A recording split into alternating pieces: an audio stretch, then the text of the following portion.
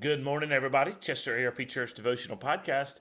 Hey, I'm Clint Davis, your host. Thanks so much for joining us. We get started. We are in 2 Samuel chapter 16. You know what we do. We read the Bible and we discuss it. David on the run from Absalom. He's gotten supplies from Zebah. Now he turns his attention and deals with the man who curses him, Shimei, and we'll see how it goes. Verse 5 of 2 Samuel chapter 16. When King David came to Bahurim, there came out a man of the family of the house of Saul, whose name was Shimei, son of Gera. And as he came, he cursed continually. And he threw stones at David and all the servants of King David, and all the people and all the mighty men on his right hand and on his left. And Shimei, said as he cursed, get out, you man of blood, you worthless man. For the Lord has avenged on you all the blood of the house of Saul, in whose place you have now reigned. And the Lord has given his kingdom into the hand of your son Absalom. See, your evil is on you, for you are a man of blood. Then Abishai, the son of Zeruiah, said to the king, why should this dead dog curse my lord the king any longer? Let me go over and take off his head. But the king said, what have I to do with you, you sons of Zeruiah? If he is cursing because the Lord has said to him, curse David, who then shall say, why have you done so? And David said to Abishai and to all the servants, behold, my own son seeks my life. How much more now may this the Benjaminite? Leave him alone, and let him curse, for the Lord has told him to. It may be that the Lord will look upon the wrong done to me, and the Lord will repay to me good for his cursing today. So David and his men went on the road, while Shimei went along the hillside opposite him, and cursed as he went, and threw stones at him, and flung dust. And the king and all the people who were with him arrived weary at the Jordan, and there he refreshed himself. I spent a good bit of time on this episode in David's life because there's so much happening. But David is still on the run, and this event that takes place in this portion of 2 Samuel chapter 16 is taking place on that first night in which David leaves, or that initial flee that David has from Jerusalem.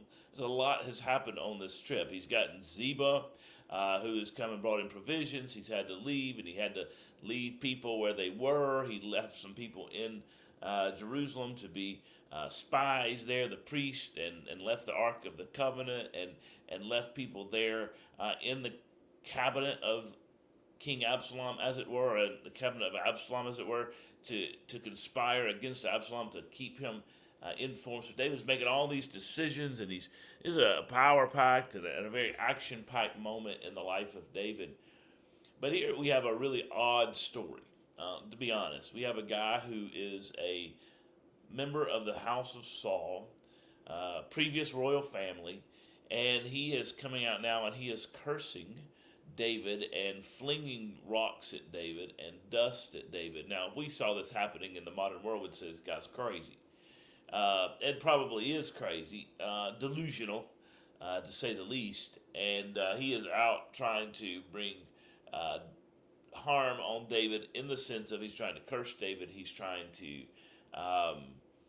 be negative toward David. He's trying to pile on, as it were, to David in the situation. It's like he's waited for this moment once and for all. All of David's enemies now have come out, especially those of Saul's household, coming out against him as his son Absalom is taking over. And so we read this initially and kind of say, man, this is a lot to go through. Your son is trying to take the kingdom. Now you're having to flee from Jerusalem. As you flee from Jerusalem, now you got this guy coming up to you, cursing you, and throwing rocks at you, and throwing rocks at your men, and just being a nuisance. And the men with David, the soldiers with David, do what we would all expect. Hey, David, let's take care of this problem. This is annoying. If nothing else, just an annoyance, right? This guy's annoying us. Let's take care of this problem. Let's go and kill him, and let me take off his head, and we'll be done with this. He shouldn't be cursing you. He shouldn't be piling on. He's just making life more difficult. He's a burden to us. Not in the mood to deal with this. It'd be like, oh, we're just not in the mood right now. Not today. Not today, Shimei. But yet, David says, no, don't cut his head off. It may be that the Lord has sent him for this purpose, And if that is the case, then so be it. But he's not bothering us. He's just a nuisance, an annoyance to us. Again, I think we see David's wisdom here. Part of our kind of normal experience or expression of frustration in this moment would be, let's take this guy's head off, let's be rid of this problem. We can control this problem. This guy's a problem, let's control it. Let's control him, we can take his head off and be done with it. But David here says, you know what, this is good wisdom.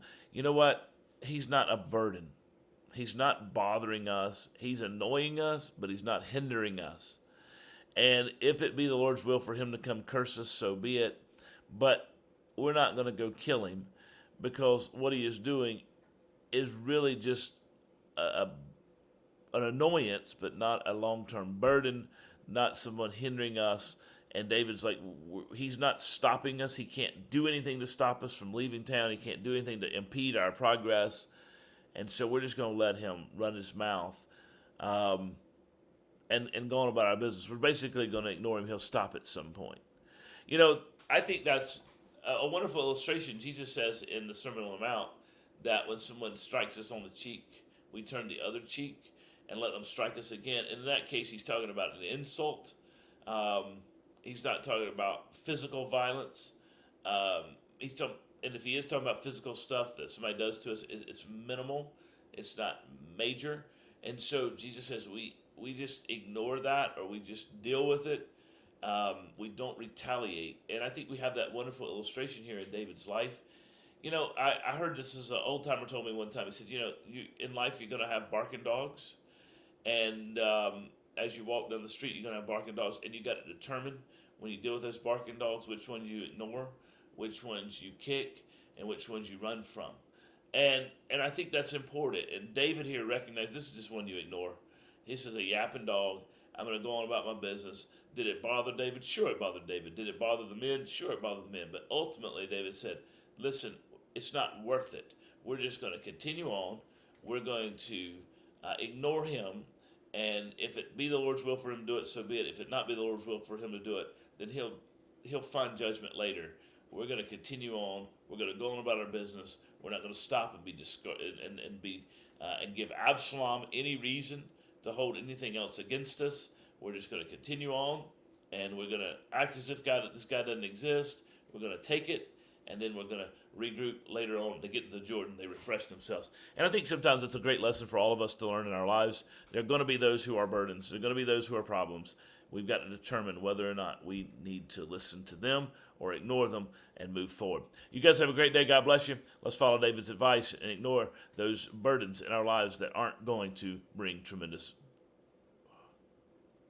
curse my Lord the King any longer. Let me go over and take off his head.